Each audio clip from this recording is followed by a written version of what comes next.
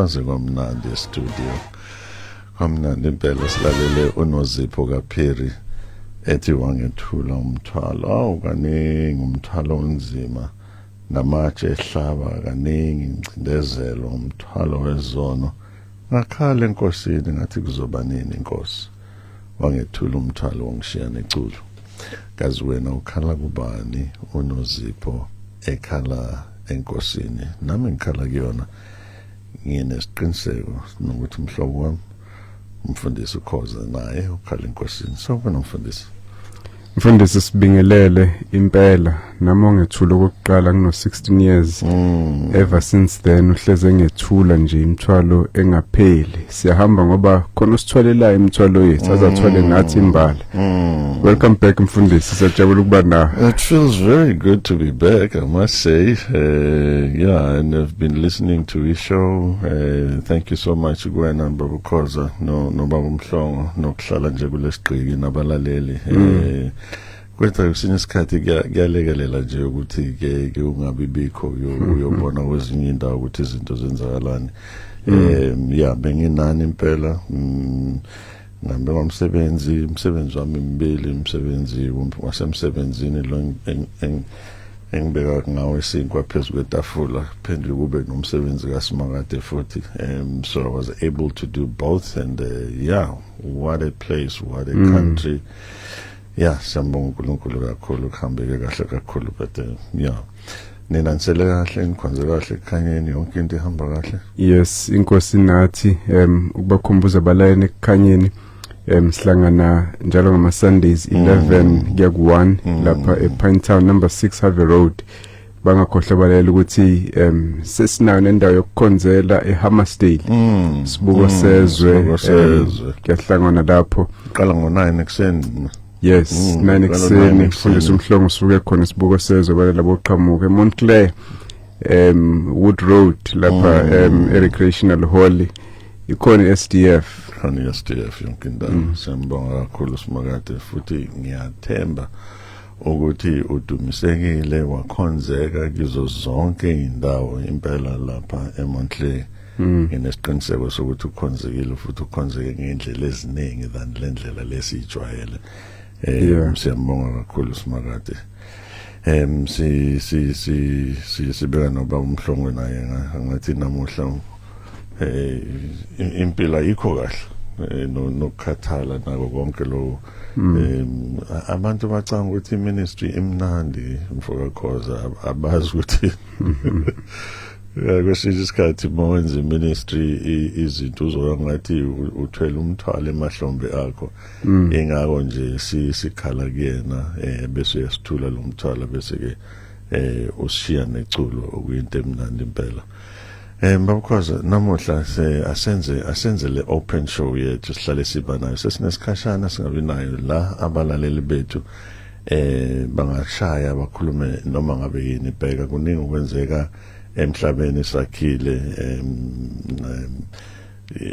nali phasika liyeza liseduze nathi sokhuluma ngeinhlelo zephasika ukuthi kwenzakalani iSDF nekhanyeni khona iSDF eHammersdale neSDF Montclair inhlelo uNkulunkulu asenzela zona kiko konke lokho noma yini ke abalaleli bethu abana inhliziyweni zabo nanoma banembuzo you know ungashaya anonymous ngiyabathanda abalaleli bethu bonke abafuna ukuba anonymous bafuna ukuba anonymous so nawe ungashaya ube anonymous it's okay we allow you sizokuthatha anonymous kepha ngaphambi kwesenze njalo emkhathini asibonge inkosi ngempilo esiphe yona lokuvuka sometimes sikuthatha for granted ngoba sesijwayele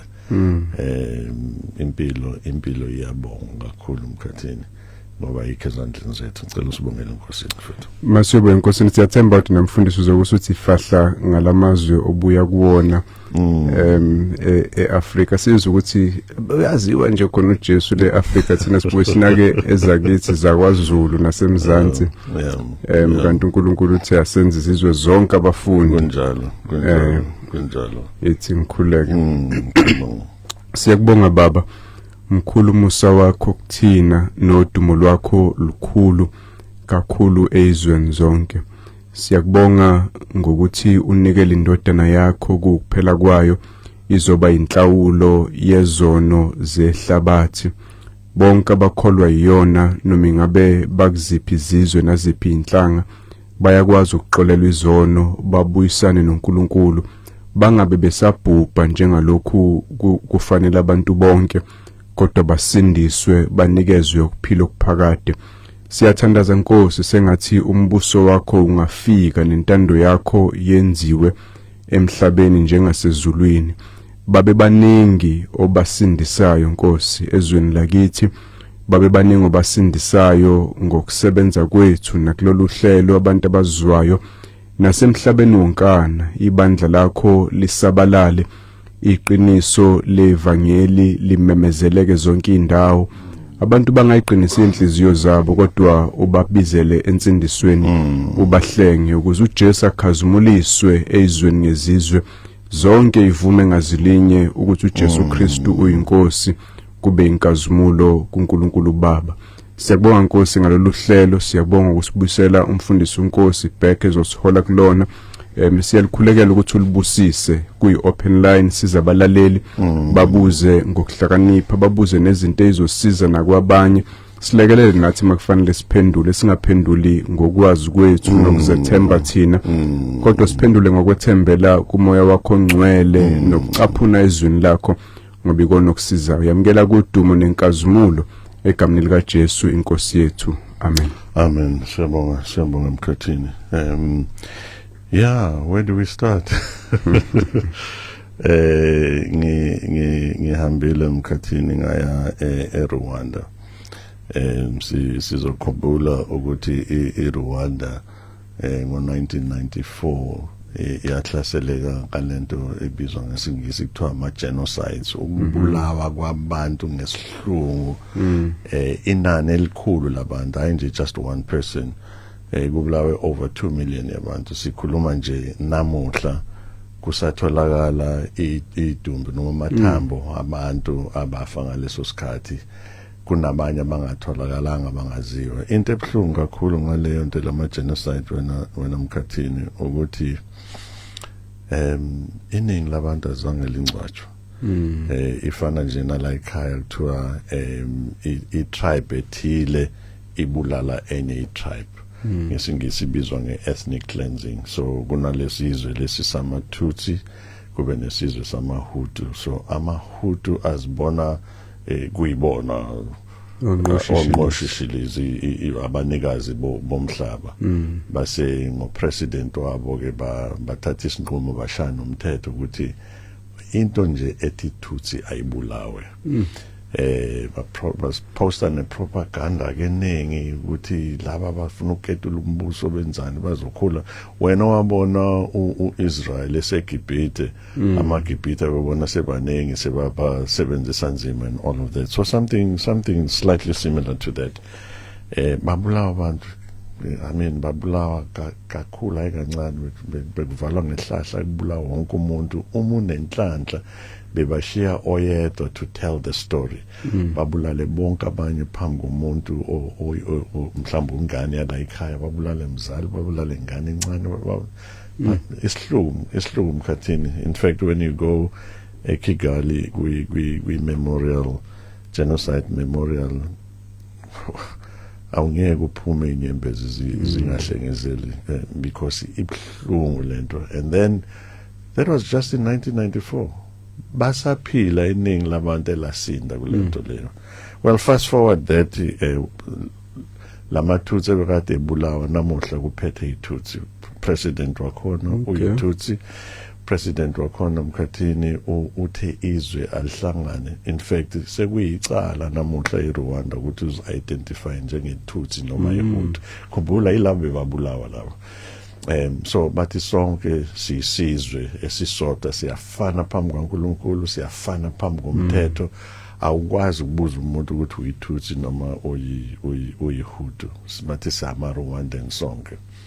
So much so ukuthi uhulumeni wakhona wenza izinto ezingajwayelekile eAfrika. They have the largest number of females eParliament la khona bane ministry Department of Unity ngendlela lento yobumbano ibaleke ngayo ngiyayithanda le mkhathini because nathi sindisiwe la eSouth Africa sabona abanye babezulu abanye maZulu abanye abesuthu abanye bayeni asiziboni sisembusweni kaNkulunkulu siyinto eyodwa abanye baqhamuka kwamanye amazwe you know noma bathi basindisiwe kodwa sibaphatha with skepticism and all of that but ike kulela lizwe my highlight nanoma bengenza imisebenzi yami ke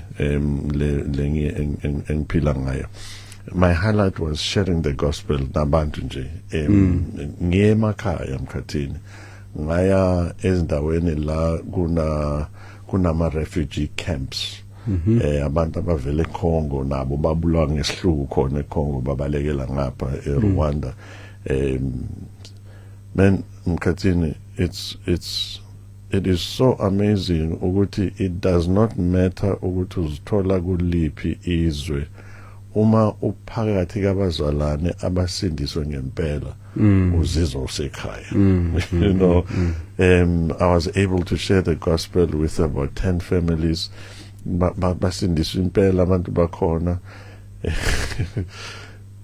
yeah abahlukile abanye bakhona dabala ekhaya umkhathini ni ngikhuluma nabo ukuthi uNkulunkulu ubani yini izinto eziyama symbol kaNkulunkulu kinina yiphi indlela eniya ngayo kuNkulunkulu nikhule kanjani kuNkulunkulu kuhluke kangakanani ekukhonzeni uNkulunkulu namuhla than okhokho benu ngalesa sikhathi sikhuluma zonke lezi zinto ngisho nje ordinary people it's amazing mkhathini ukuthi kusesenalaba abakholela ukuthi bakholiwe futhi basindisiwe but the funny thing is kunezinto eziyama absolutes kubona noma ungakhuleka ekhaya kufanele uyokhuleka entabeni uma ungakhuleka entabeni uNkulunkulu akayizwa imikhuleko yakho inkolelo yabo leyo so uma ubaba wasekhaya sometimes once a week kuyafuneka ukuthi unyuke indaba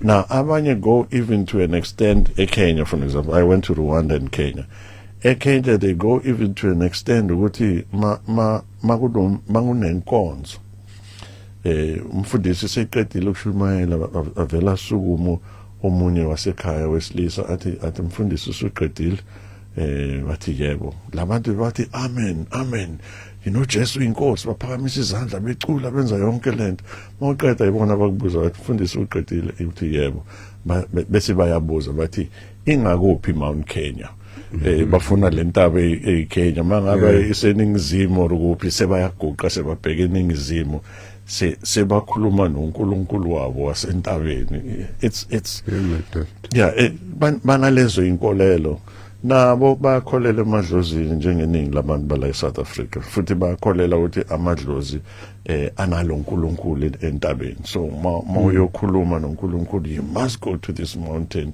eKenya njengoba ngisho it's Mount Kenya eBurundi I mean eRwanda you know there's no specific mountain but kumele kube nentaba so uyangasentabeni eseduze nangakini otherwise imikhuleko yakho khona la ehamba khona ngokuphakama kwezintaba ithiyeke imikhuleko yakho ingafiki kuNkulunkulu but it's just so interesting ukuthi ikhona lento yonke indawo ikakhulukazi kuma indigenous groups you know whether ama indigenous group bamhlophe lapho bekhona khona noma bamnyama la bekhona khona ikhona lento yokuxuba izwi likaNkulunkulu nemkhuba ngiyayibiza ngemkhuba into ebhlungu mkhathini kulawo mazwe njengalento esiyibona la ekhaya ukuthi ayivamile ayikho lento yesifundiso esiphilile akekho umfundisi ohluphekayo lapho akekho nje kunamfundisi ohluphekayo umfundisi ongenamali lo waseyinkonzweni walamabandla lawa womthetho amaRoma amaLuthele and all bagcwele bonke. In fact Rwanda the largest religion is Christianity. You know, wona amaRoma kakhulu iwona agcwele yonke indawo nama Luthele and all of that. So kuma evangelical groups iyawulimaza umphefumulo wami emkhathini. Ayabefundisi bayenze imali lapha emkhathini. Genge prosperity nemali. Now it's so entrenched emkhathini ukuthi bakhuluma nayo ukuthi mawuya kuNkulunkulu yiphi symbol kunokudla ukuthile okuyiswa kuNkulunkulu kunento ekhaya namasimboli athile. One of the things they truly believe ukuthi awungeke ubone umbuso wezulu uma ungayenzi lento, uma unganikeli imali ebandleni angeke ubone umbuso wezulu. Ungayitshela ukuthi usindiswe kangakanani uma ungamnikeza umfundisi imali ungeke umbone umbuso wezulu. Kuyinkolelo yabo edabukisayo emkhathini. Izisa ubuhlungu uma uyibona lento ukuthi izwe very humble, lots of opportunities but very humble, abanamali enkulu njengathi la ekhaya. So musu cabanga ukuthi bathatha lokuncane abanako banikela umfundisi ngobe bekholela ukuthi angeke bangene ezulwini bengapha umfundisi.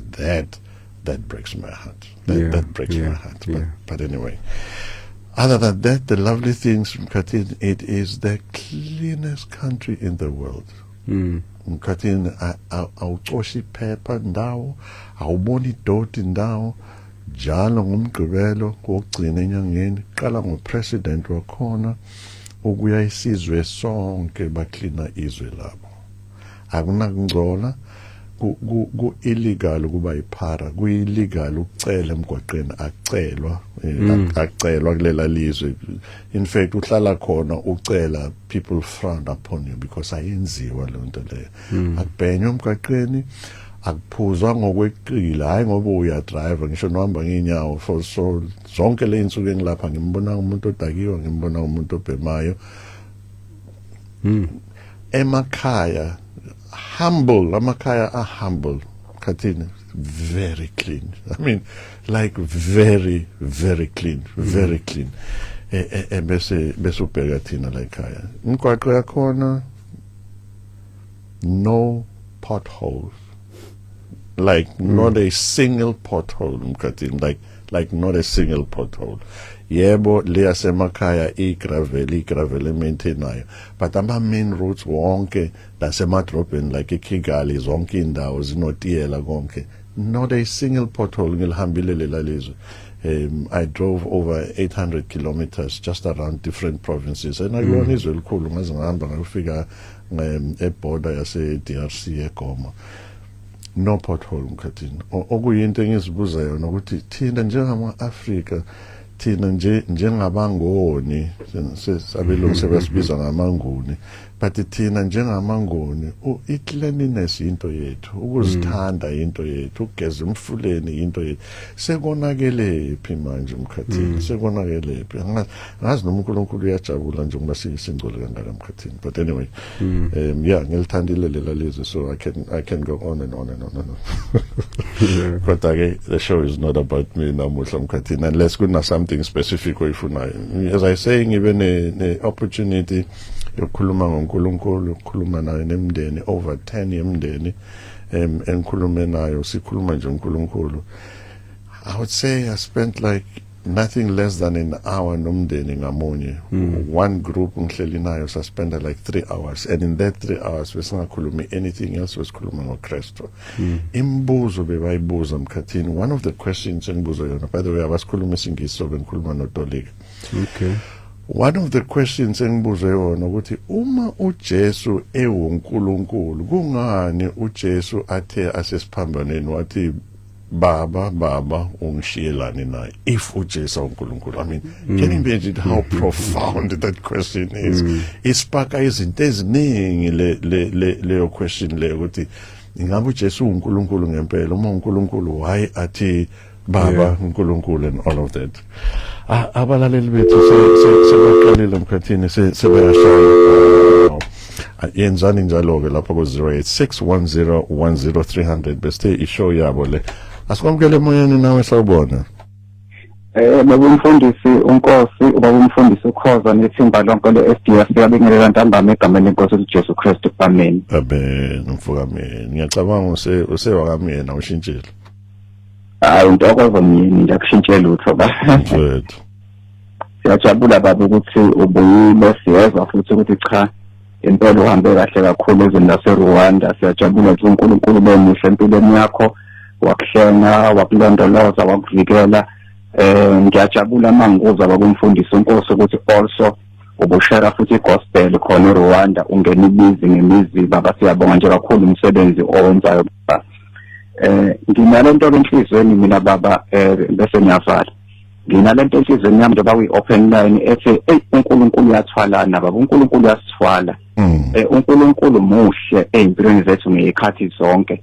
No matter noma ngathiwa khona ama-challenges esike sibhekene nawo empilweni njengabazalwane kodwa isandla sakhe singafinyeziwe ukuthi singangamsindisa umuntu. uNkulunkulu uyamthwala umuntu uyabathwala abakho uNkulunkulu uyabahlenga abakho uNkulunkulu nje baba uyikho konke empilweni yami ukuthwala nezike baba.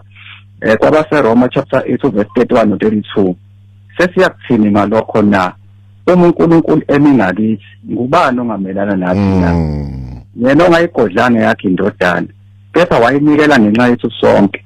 Ungaba kanjani ukuba ngasiphi konke kanye nayo na? Ngizosho lelo verse nje baba uNkulunkulu wethu uphelela kashodi ngalutho. uNkulunkulu wethu ucebile ayikho into engathi iyashoda kuJesu Kristu ayikho into engathi uyayiswela kuJesu Kristu. Impilo ibisafana uma kuKristu impilo yomuntu yasuka mase kuJesu Kristu. Lokho nje bekusenhlizweni yami kakhulu. Amen. Asibonga kakhulu baba mina. Sikwamukele nawe emoyeni sawubona. Sawubona siyakwamukela sicela usivalele umsakazo kungabi ne feedback. Sembona sesivalele umsakazo. Sakubona Nkosi yami. Sikhuluma nobani kuphi? Mfundisi Khoza isikhomba la eMasotsheni. Awuzwakali kahle uthe usikhomba. Yebo eMasotsheni. Sikhomba i-network yakho yimbi mfethu. Kodwa sizame kancane sibona.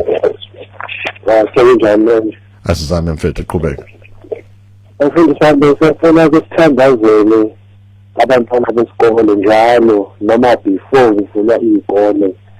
Abantwana ngathi kunento elele lapha endleleni efuna igazi nabantu abasha. Njalo mangabe uthi uyavula izikole abantwana bayafa akusho ukuthi abantu abadala bazi kodwa kufa kakhulu ingane ezincane khona into endleleni cela siyithandazeleni. Uma ucabanga Sikhomba into enjani le khona? Ngiyasabusha mfundisi wami bazongibopha. Okay mfethu hayi kulungile Sikhomba siyahlonipha lokulungile sizokhuleka nawe mfethu siyabonga.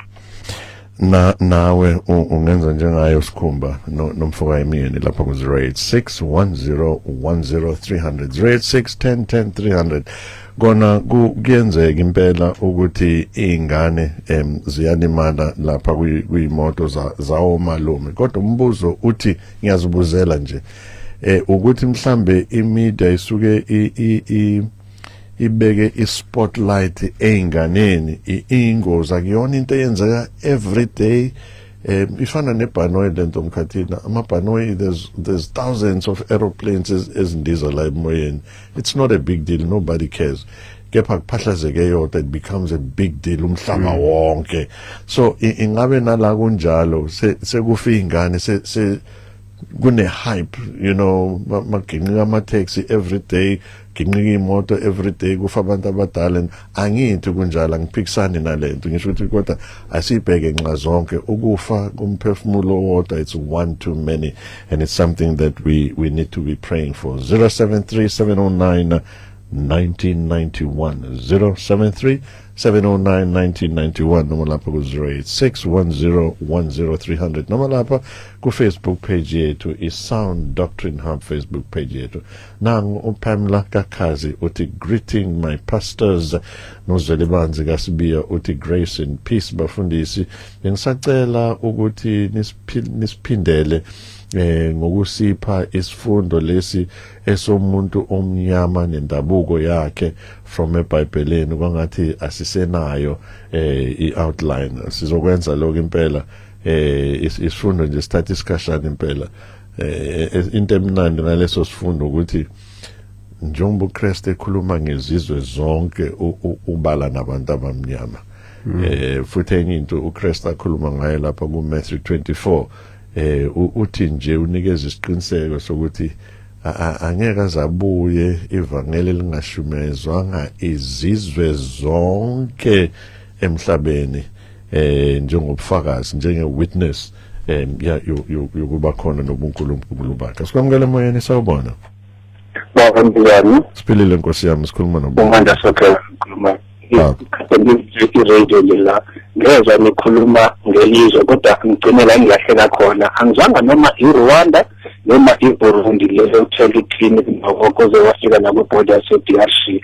Okunye umbuzo wesibili ilimi abayikhulumayo umuntu owazi isiZulu isingisi noma lezi ezilayo eMzansi ikuphi abangalisebenzisa noma ngaxhumana nalo ngabo. Siyabonga mfethu ilizwe iRwanda yebo izwe eliclean ukudlula mina ngithi izwe eliclean ukudlula onke amazwe emhlabeni. Ngikusho lokho ngoba uNkulunkulu sengibusisile ngahambile amazwe amaningi entshonalanga indaweni eziningi ngihambile impela. Ngiyakholela ukuthi kuthiwa ilizwe eliclean ukudlula wonke ilizwe eliclean eAfrika ngoba liseAfrika kepha izwe eliclean ukudlula wonke. Isingisi siyakhulunywa kodwa ke akuyona ilanguage yokuqala. Khulunywa isiFrench, khulunywa isiJalimani, kukhulunywa I think neKirundi ekhulunywayo lapha kodwa isingisi siyakhulunywa. Ngisemahhovisini kahulumeni ngoba bengihambe ngomsebenzi kahulumeni noma ngizobhekana nabantu bakahulumeni isingisi nje bakhona basikhuluma very clearly, very clearly. So uma ukwazi ukukhuluma isingisi angeke ulahleke kakhulu because bayazama kakhulu ukukhuluma. Very friendly people, absolutely friendly, akunabugebengu noma ke kunabantu abathatha ama chance ngobugebengu kepha akunabugebengu. Khathini ngikhumbula ngelinye ilanga izulu linetha ebusuku ngidukile ebusuku udlula abantu behamba ngeenyawo besifazana umunye ohamba yedwa. Namuhla mawungahamba ebusuku bese qhamuka imoto eSouth Africa ime uzokwenzani mkhathini? Abaleke kube mfishane. Exactly. Lapha basondela kuwena bathi how can I help you? Ebusuku ngisho umuntu wesifazane ngendlela ku safe ngayo usamethemba umuntu awumboni njengomuntu ozokubulala. So yebo ilelo zolelo isiZulu cha abasikhuluma izilimi zaseSouth Africa abazazi ngaphandle kwaso isingisi esikhulunywa umhlaba wonke. Nangu umfundo kaMncube kaMtungwa uthi amen bafundisi bami nginilalele embizana lapha eMgungundlovu noKhayelitho Khayelihle kaMthimkhulu uthi amen bafundisi esikhona sinilalele imfundiso eziphilisayo. Sabelo kaMzimela naye usho njalo uthi amen bafundisi bami. Sacela ukubuza ukuthi ikhona yini into eyisipoki ngibuza ngoba sazi ukuthi zimbili izindlela umuntu efa manje le eyesipoki ivelaphi. That's a very good question because abafundi bakaKristu ehamba phezulu ngomanzi bathi uyisipoki kodwa ukhoza uzochazela lokho so le ndaba yesipoki ukuthi ikhona yini. Musa Nzimande uthi mabishop leli gama lika bishop ulisebenziswa njengabefundisi ezwini lenkosi lisetshenziswa interchangeably. So ningacabanga ukuthi sesipromotiwe nokhoza sabo bishop igama elithi mfundisi pastor bishop igama elilodwa lelo. Siyabonga kakhulu kuMusa kaNzimande. Nawe yenza njalo lapha ku 0861010300 0861010300 noma ku 0737091991. Asikwamukele moyeni sawubona. Baba Nkosi nababukho. Nkosi yami sikhuluma nabani namuhla? Ngikhoza baba. Mkhathini ukuphi? Usemzinto. Khulumela phansi Mkhathini ngiyakuzwa ukuthi usemzinto. Usemzinto baba. Amen mfethu uthini uNkulunkulu ngawe namuhla mfethu? Bonke baba uhambe la kuhamba ukuwo. Siyabonga simakade. Baba umbuzo wami lana ngisacela ingiphe nje ulwazi oluncane. La kwenzeka kanjani ukuthi mhlambe umuntu owaziletha emhlabeni like njengomzali wakho uma kuwukuthi mhlambe usedlulile wakushiya aphenduke abe idemon kwenzeka kanjani? Iloko nje umbuzo wami. Ngiyabonga ukuthi mana njalo Mkhathini, mana njalo ngifuna ukwazi ukuthi ukuthatha phi lokho ngoba kukho ezwini futhi nathi asikholela kukona. Akukho nje ezwini, akunamuntu ophilayo ebese uyafa aphenduka abe ingelosi. Akekho futhi umuntu ofayo ophilayo la emhlabeni mesefa aphenduke abe idemon. Umkhathini ukuthatha phi lokho? Ngilandele mengiye ngizwe samabandla lawa kaSukazi athi wona singisiwe. Ngibuye ngibe nenkinga yokungabe ngisazi kanjani kwenzeka kanjani. Hayi, uzokuphendula ukhoza mfethu. Mina mangakuphendula nje ngithi musu kuyixaka ngaloko. Leso sifundiswa abashoyo ukuthi esihloko sakho sesiphenduke saba idemon. Isifundiso esamanga esingekho ezwini. Khona asivume ukuthi amademoni okuma spiritual beings afuna ukusebenza ngomzimba, so ayazimasquerade amademoni azishaywa ngathi awumuntu othile, kepha ayikho lento yokuthi umuntu meseshonile uphenduka abe ingelosi noma uphenduka abe idemon. Ayikho, asiyiboni nje lento leyo. In fact ungathatha uLuke chapter 16 Mkhathini, uLazaro yafa, mesifike ezulwini akaphenduka abe ingelosi, nesicebi naso siyafa, masifike eHades asiphenduke sibe idemon. So ayikho leyo nto leyo wena mfoka Khoza, kodwa siyabonga umfweni uzokuphendula ngapha. Asikwamukele na emoyeni sabona. Ngiyabonga abafundisi ofuna ukumlami uGumet. Baba mfoka Gumet. Yes, ayihlele ngilalele. Siyabonga. Sisokwazi umfundisi kuba kuthiwa ezikunethole elibomvu elomhlatshelo ama-Israyeli azo perform limanyaniswa nethempeli. Ngabe kusho ukuthi ngabe uNkulunkulu uJesu sezobuya nawo. Yabo. Very good question. Earlier on ngiquote uMatthew 24. Kunezinto uJesu azishoyo ezifana nemihelo, ama-birth pains okumele zenzeke zonke lezo zinto ngaphambi kokuba abuye. Kodwa ke nalapho umkhathini uzophendula. Alright, angazi kwenzakalani la, kepha ke naku sekuyalunga. Nawe yenza njalo lapha ku 08610103000, 08610103000, noma ku 0790737091991. Asikwamukele emoyeni sabona. Ayibonga Nkosi. Nkosi yami. Ngiyanibingelela baba emsakazweni egameni leNkosi. Amen. Sikhuluma nobani kuphi baba? Ubaba uYengwa endaweni yaseMandeni. Mfowethu. Yebo, siyabonga nje uhambo lwakho baba ukuthi kuhambeke kahle, usaxoxa ungikhumbuza indaba ka yowesifazana waseSamaria exoxa noJesu.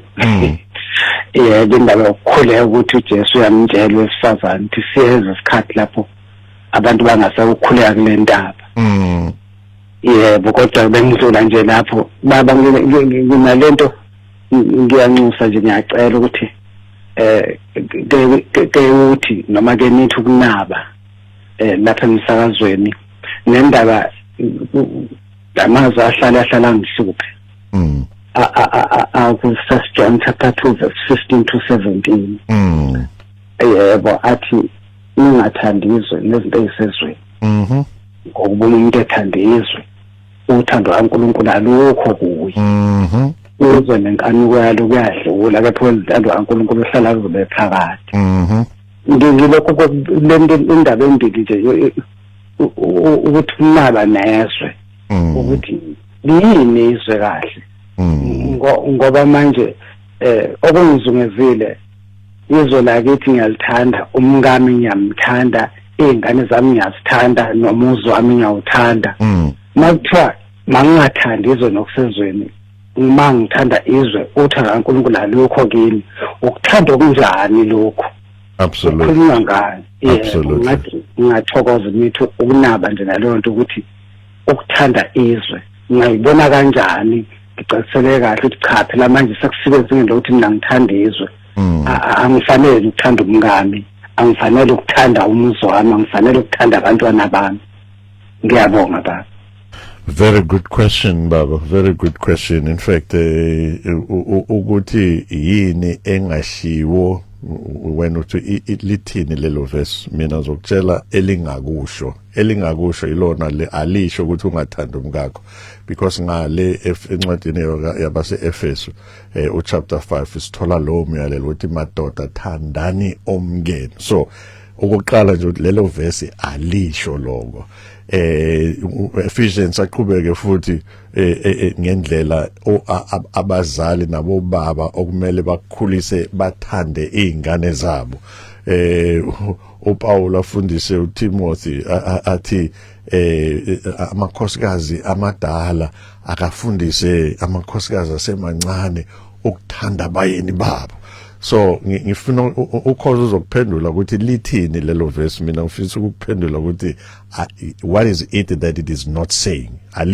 Alisho lento esigcineni ukuthi uyamthanda umkakho ufanele futhi umthande. So umkakho akalonizwe izingane zakhe akuzonizwe. So lithini kahle lelo verse.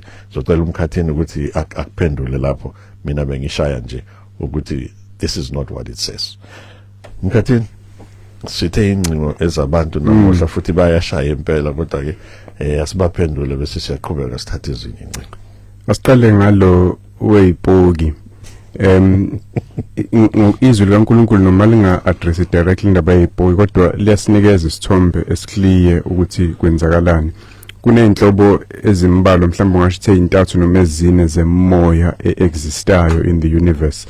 uNkulunkulu umoya uqobo lwakhe nokuqala ubaba indodana nomoya ingcwele bese kuba khona ingilosi eyingcwele ezulwini ziyimoya kube khona ingilosi ezawo manje sikhombisa iBhayibheli ezahlubuka uNkulunkulu ezibizwa ngamademoni bese bakhona abantu ba inyama nomoya awukho komunye umoya esiubonayo ezweni kaNkulunkulu owadala umhlaba akasitsheli ngeminye. uNkulunkulu semazulwini akadlaleli la emathuneni labantu abajolibona khona izipoki ingilosi eyingcwele ukube izona ingabe mhlambe zisilethele imiyalezo kaNkulunkulu njengoGabriel noMichael. Ngiyeqela genge le ingilosi ezayo ngize kubantu abantu iBhayibheli sikhombisa ukuthi mabefa abakholwayo baya ebukhoneni bukaNkulunkulu uthi uPaul ukuba absent from umzimba ukuba present enkosini. Uma leli dokodo lidilizwe lomzimba sinesakhiwe enkosini wafu Lazarus umfundisi kaDesho waphaphama ezulwini. Ongakholwa uye Hades straight mayefa. Siyabona clearly ku Matthew Luke 16 safi isicebi sathi sesela ngabini lase Hades. Umuntu umiselwe ukufa kube kanye emva kwalokho kube ukwahlulela. Akekho hlala lazungezela emhlabeni. Kusala ke one option ile ingilosi ezawe zamademoni. Futhi ke kufana nazo ukwenza into enje ngoba njalo umuntu mehlangene nesipoke emfundisa akabuye ethi ufuna uJesu ukuze asindiswe. Ubuye ethi ufuna uSawuli ukuze asichele ngoSawuli, ufuna misangoma ukuze kuxoshwe lo wamoya noma kufunakala inyanga ukuze ulandwe lo wamoya. Ilento imkhombe madlozini makuthi owase-Afrika makuthi laba bakwezinye izizwe kuma superstitions anjengoSawuli nani. So bala ukuthi amademoni lawa ayishaya sabantu ukuze adidisa abantu abenze bakholwe indaba yokuthi abantu abafile basakhona emhlabeni bakholwe inganekwane ebasusa evangelini. Singabuyi naka indaba zezipoki asobalekela kuKristu. Makuthi kunesipoki ngempela ikuthi idemoni eligangayo lelo manibiza igama lika Jesu uyakwazi ukusixoshela wona. Bese lobuze ngabazali I think umphendule mfundisi abazali ababi amademoni. Umzali makade kholo uyahamba ezulwini mayefa makade ngakholwa uyahamba eHades. Uyena nje phaqa. Ingakho singathembeli nasemadlozini ngoba umalume ushona kade isigila mkhuba la emhlabeni mase shonile kuthi wasicele kuyena uyena sezosibheka kade engakwazi ukusibheka esaphila. Akashintsha umuntu mayefa uba uyena nje phaqa. mawukuthi bekade ekholwa uyaperfecteka ekukholweni kwakhe, mawukuthi bengamfuni uNkulunkulu uyaperfecteka kumzondini kwakhe uNkulunkulu elentuzeni esihogweni lapha eHades. Akashintsha umuntu abeyidimoni. Kodwa kamadimoni ayakwazi ukuyishaya sabantu. iBhayibheli yasitshela lokho, uSathane ukwazi ukuzenza ingelosi yokukhanya. Amadimoni ayakwazi ukulingisa abantu, azenza ugogo, azenza umkhulu ukuze akukhohlise wena. Ucabanga ukuthi ugogo ngempela ubuyile, umkhulu ubuyile, kanti idimoni likukhohlisa. Akusiyo ugogo. Ugogo usezulwini makuthi izona beyixolelwe, useHades mathe beyingaxolelwe. Akashintsha ngoba amadimoni ayakwazi ukuyishaya abantu. Maqondana naleyo kubuya kukaJesu, ziningi impawu iBhayibheli esinikeza zona, kodwa into ebaleki nayo yonke masicabanga ngokubuya kukaJesu akusikhona ukubheka impawu, ukuba ready wena. iBhayibheli yasitshela ukuthi uba ready kanjani. Uba ready ngokuthi ube umuntu osindisiwe, ngoba uJesu mayibuya bayobhujiswa abantu abangakholwa. Iba umuntu ozono zakhe ixolelwe, ophila ngalendlela uNkulunkulu afuna ngayo. Awudingi ukwazi ukuthi ubuya ngaliphi ilanga, sesikuphi nekhalenda likaNkulunkulu athina ama-science, as long as ubhizi nalokho uNkulunkulu akubizele khona. For example, uMatthew 25 ukhuluma ngalesa sibonelo seyintombi eziwu-10. Zonke kwakufanele zibe ready for ukufika komyeni, ziphathe amalambazo abe namafutha okuchaza ukuba ready for ukufika kukaJesu ngokuphatha yonke into uNkulunkulu ayifunayo kuwena. Usindisiwe, iphiwo zakho ikamoya sebenza ngazo, usebandleni uphilela uNkulunkulu. That's all you need to do. Sitshelwa ngamathalenta, imali eyanikezwe wahamba wayakude umuntu mayebuya, ufuna ukufica ingceki zakhe zibhizi zisebenza, zimultiply le mali ayishiye nazo. Isayini ukuthi uNkulunkulu ufuna ukusifica sibhizi shumayela ivangeli, silwa nezono, siphila ngobungcwele, siyathandana njengabazalwane. Ufuna ukusifica lapho, mawulapho uready, noma uJesu angabuya namhlanje no risk kuwena. Eyokugcina mfundisi le yokungathandi izwe, njengoba usushilo izwe akukhulunywa so much ngomndeni nani, kodwa uyasitshela uJohn lapha nothi uverse 1 John chapter 2 verse 15, ningalithandi izwe nezinto ezikulo. Uma umuntu ethanda izwe alukho kuye uthando lukaYise. Bese 16 ngokuba konke okusezweni, inkanuko yemvelo yomuntu, inkanuko yamehlo, ukuyigabisa ngalokho kuphila, akuveli kuyise. Izwe liyadlula nenkanuko yalo, kepha wenza intando kaNkulunkulu uhlala kuze kube phakade. Uyabona ukuthi lapha ekugcineni verse 17, izwe izinto eziphambene nentando kaNkulunkulu, ukungayenzi intando kaNkulunkulu, indlela zokuphila eziphambene nayo. Uyayibala ukuthi ziyini, uthi inkanuko yemvelo yomuntu, izinto abantu abayihalelayo. Ungabala nje number 1, izono zokucansa, abantu abangena kuzona ngokuphambene nentando kaNkulunkulu, nakho konke okunye ubumnandi bomzimba nohalwa inhliziyo yomuntu okuphambene nentando kaNkulunkulu. Uthi ukuyigabisa noma inkanuko yamehlo, imali nezinto ezikwazi ukuthengwa imali. Abantu baphila leyo nto, baphela ubumnandi bemzimba yabo, ukudla nezokucansi, baphilela inkanuko yamehlo, bafuna imali uNkulunkulu kubantu abaningi ngoba bafuna izinto ezikwazi ukuthengwa imali. Bese kuba ukuyigabisa ngalokho kuphila khona bezoboast, abanconywa abantu, bathanda udumo lwabantu, umzimba, imali nokuhlonishwa, ukwaziswa abantu, ilonto abantu abayiphilelayo. Ningakuthandi lokho nina, ngoba akuveli kuNkulunkulu lokho. uNkulunkulu ufuna abantu abaphila intando yakhe. Zonke lezo zinto ziyadlula, imali izophela, ubumnandi bomzimba buzodlula, udumo lwabantu luzodlula masinyane, bese sonke sima phambi kaNkulunkulu sahlulelwe ngesikwenzile sisasemhlabeni. Ngakho asazise uNkulunkulu, asingathandi into zasezweni, sithanda uNkulunkulu. Mthanda unkosikazi, ithanda ingane, mthanda umyeni wakho, bathanda omakhelwane, bathanda abazalwane, kodwa ungathandi lezi zinto eziphambene nentando yenkosi. I-reality ayiqiniso. Lokumkhathini aqeda ukusikhombisa kona kuJohn, 1 John chapter 2 verse 15 wehle njalo, iqiniso. Kepha i-reality ithi emabandleni yilelo vangeli sidayiselwa lona namuhla. Emabandleni kuthiwa yilo Jesu ke kanye ke lo Jesu ukuthi uzophila ngamnandi, angeke ugule, uzohlala kwineighborhood enhle, uzothola umsebenzi, uzohamba ngemoto zamabayibayi, uzohlonishwa. Ingakho nje nabafundisi bakhona behlonishwa kangaka, baphathelwa amaBhayibheli, bapholishelwa izicathula, benzela yonke lento, zonke lezo zinto. I-reality leyo. Leli vangeli abakushumayeza lona nalo Jesu okwakhiwa isithombe sakhe akulona iqiniso ilele silifundile ku 1 John chapter 8 and lapho mkhathini ngiyafisa ukuthi kube indictment enkulu koza kwethu because abantu abaningi abalazi linye ivangeli leli mina nawe silishumayelayo abantu abalazi ivangeli labantu abalaziyo ileli lo Jesu wezinto eziphathekayo neinkanuko zonke zomhlaba as in 1 John. Asathatha ngomlandeli uthi amen bafundisi bami ngicela ukubuza ukuthi leyo nto leyo ukuthi owesifazane kumele ashumayele phambi kwebandla ngicela ukwazi ukuthi kanjani ngoba kuNkulunkulu siyafana akunabulili sibonke singama sons ngicela ukucaciseleka kulokho kusho umlaleli obunye athi ke sanibonani bafundisi bami siyabonga ukuthi senikhona kwi-Sun Doctrine Hub ngicela ukubuza ukuthi ungenze njani ukuthi umndeni wakho ubone ukuthi uKristu is only one or the only one okwazi ukusithwalela imithwalo akuzona izinyanga nezangoma nezimbuzi ukhetho lapha kwaSayimani ukhetho Kampele uthi amen bafundisi bami hlelinani ngendlalele niyasibusisa ngeimfundiso zezwi lenkosi kusho ukhetho Kampele lapha kwaSayimani Ntomkayise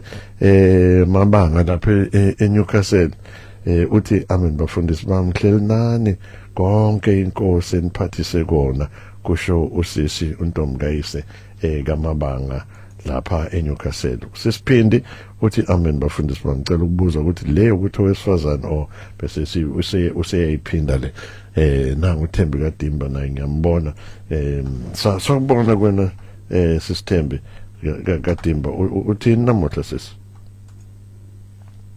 Mfundisi Sunday mina ngicela ukubuza ukuthi kuwumgomo yini ukuthi mawuye emngcwabeni kumele ugqoke ingubo ezimnyama ungenayo ingubo emnyama mhlambe wagqoka noma yini sebezokubuka ke emngcwabeni hawu indaba wagqoka enye ingubo awugqoka ngani ingubo emnyama cela ukubuza ukuthi ubani wafika nalokho ayibo ngiyabonga kakhulu Thembi Dimo.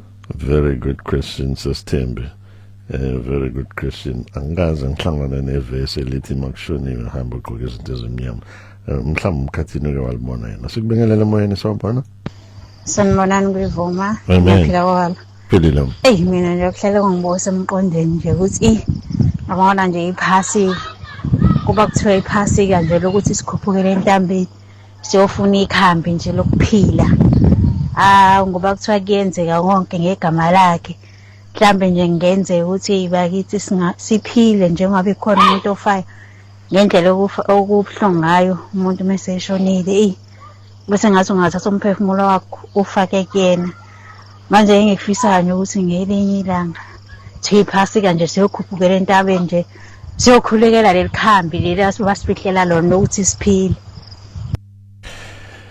Mkhathini elinye ivangeli lamanga leli lentaba elenza abantu igama lika Kristu lithatheke ngenye indlela ngiyazi ukuthi njalo futhi meqala unyaka siyayipromote lento asentabeni sinemkhuleko yasentabeni asibone lento esilimaza ngayo abazalwane angithi ku wrong ukuyokhuleka entabeni angithi ku wrong but into wrong ngalento yasentabeni yenza ukuthi umuntu uma engayanga entabeni akazizwa ukuthi uKristu now asahlukile namaSulumane ukuthi uma ungayanga eMecca once in your lifetime uzombona uAllah asihlukile asihlukile hey man ziningi inkonzo ezihamba ziye entabeni yaziwa njengentaba engcwele unyaka mawuqala sinyukele entabeni sonke yini ngalentaba mzalwane yini ngalentaba mkhathini mhlawumbe niyayazi intaba ngoba kwa prophet lo prophet ngiyasola ukuthi udade mhlawumbe bekhuluma nje esimetaphor yokuyokhuleka angazi kodwa nombesho le intaba zakho zako Rwanda makuyileyo cha uNkulunkulu uyakuzwa nakanhlangakazi khona naseMoria ikhona lapha eLimpopo eMoria ikhona zikhona wonke umhlaba qinisile uNkulunkulu uyasizwa lapha kwi-closet yethu noma uthandaza edining room yakwakho unamandla umthandazo umuntu awuthandaza uvela enhlizweni ekholwa noma ngabe ukuphi awudinga uzwenda kodwa mhlawumbe mfundisi ukubaphendula abanye bawo lo mhlawumbe ukhulume ngabantu besifazana abashumayelayo yebo siyalingana ukuthi kuthiwa abantu besifazana bangabi abefundisi akuvezi ukuthi asilingani ngokobulili nokukholwa kuveza nje ukuthi uNkulunkulu kunama rules afuna adlalwe ama gender athize kufana nasekhaya umama nobaba bayalingana phambi kaNkulunkulu bayindlalifa zombuso wezulu bobabili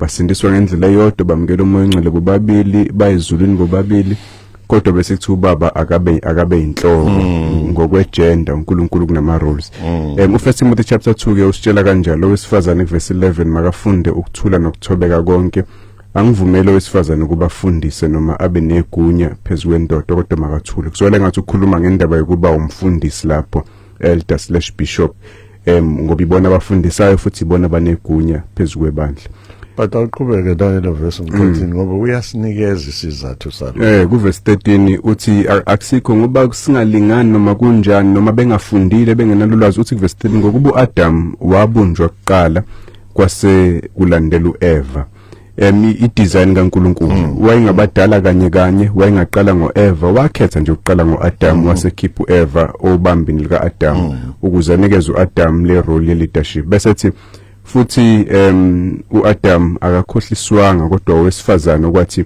esekhohlise waphambuka uyabakhumbuza ukuthi ikhumbulani osikwenzakalana mhla uEva reverse ama roles dila nenyoka uAdam engekho akabuzi advise yomyeni wakhe uthatha ubuholi sipicongo sonke sikusona manje bese sikepha uyakusindiswa ngokuzala abantwana uma behlala ekukholweni othandweni nasebungcweleni futhi beyithoba noma uNkulunkulu wabaqalekisa ngokuzala kabuhlungu uyabasiza kuleyo nto kodwa futhi uyafuna bafocus ebantwini bese thi i-chapter landelayo ukuholika kube indoda emfazi munye indoda engasole kanjalo kusobala ukuthi iBhayibheli lisho njalo hayi ngoba besifazane be-inferior bayalingana sometimes bangcono kunathi sometimes khona abalazi kangcono iBhayibheli kunathi i-role nje ngokuyikhethela kaNkulunkulu asuke ibekile Khathini isikhathi esiphelile ngiyafisa ukuthi sisho sesokhuluma sinikeze yonke imininingwane kulesonto elizayo likhona iphasika nina ke nihlale attenda amaphasika